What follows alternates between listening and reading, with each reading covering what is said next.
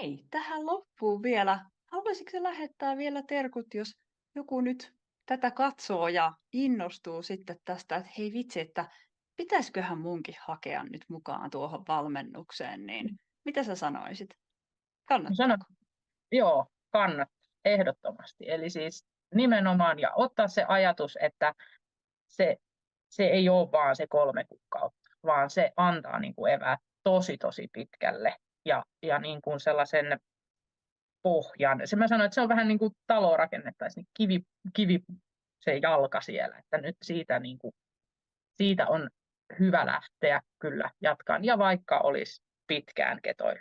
Eli sitä mä sanoisin. Se on nyt mun semmoinen lamppu syttynyt, ja sitä heilutan kaikille, että hei, että vaikka oot pitkään tehnyt, niin mikä sen parempaa kuin tehdä yhdessä ja saada apua ja kysyä neuvoa, pohtia yhdessä.